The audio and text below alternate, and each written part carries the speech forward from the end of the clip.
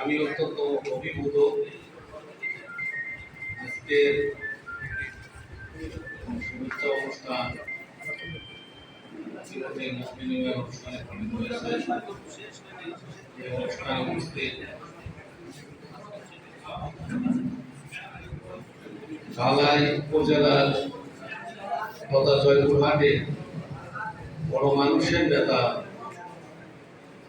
জনাব মওদুদ, উপস্থিত অন্যান্য নেতৃবৃন্দ, আমার সহকর্মী এবং আপনারা দূর দূরান্ত থেকে আগত বিএনপি, যুবদল, ছাত্রদল, স্বেচ্ছাসেবক দল সহ অন্যান্য অঙ্গ সংগঠনের সম্মানিত কর্মকর্তাবৃন্দ, প্রস্তুতি মন্ডলী, শিক্ষক মন্ডলী, সাংবাদিক ভাই, আসসালামু আলাইকুম। আসলে আমি এখানে এসেছি কয়েকদিন আগে, ঈদের পূর্বে। এখানে মওদুদ জানে আমার সাথে মিল এসেছে, ভালো আছে, আশরাফ তো প্রায় ফোন করে, সবাই জানে। মূলত যদি মওদুদের বক্তব্য দিয়ে শুরু করি,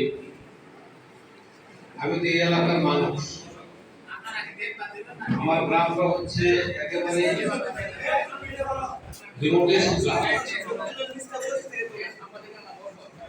দীর্ঘদিন ধরে মওদুদ এবং আরো অন্যান্য অনেকে আসলে উপস্থিত পারেন নাই। আমাদের কোথায় একটা সভা ডেকেছে একই সময়, তাদের সাথে দীর্ঘদিন ধরে মত বিনিময় হয়। ওনারা বলেন, কেউ ভাই বলেন, কেউ স্যার বলেন বয়সের তুলনায়। আশের এলাকার লোকজনের সাথে কথা বলেন, যদি সুযোগ হয় চলো প্রতিনিধি হিসেবে আসতে পারে। আমি তো মূলত সরকারি কর্মচারী, সরকারি চাকরি করেছি। সরকারি চাকরিজীবীদের দায়িত্ব অত্যন্ত সীমিত, রাজনীতিবিদের দায়িত্ব অত্যন্ত প্রসারিত। একেবারে যেহেতু আপনারা প্রায় অনেকের সাথে আমার দেখা হয়েছে, অনেকে আমাকে জানেন, চেনেন, অনেকে হয়তো চেনেন। আবার আজকে আমি এসেছি, শুভেচ্ছা বক্তব্যটাই মত বিনিময়ে রূপান্তরিত হয়েছে। আমি মনে করি আমার নিজের সম্পর্কে কিছু বলা উচিত, কারণ আপনি আমাকে সমর্থন কেন করবেন। রাজনৈতিক জীবন, ছাত্র জীবনে আমি বিএল হাই স্কুল থেকে পড়েছি, আজিজুল্লাহ কলেজ, রাজশাহী বিশ্ববিদ্যালয়, বিদেশে পড়াশোনা করেছি। ছাত্র রাজনীতিতে মওদুদ এখানে নেতা, মেহেদী নেতা, অনেকেই নেতা, ছাত্র নেতা।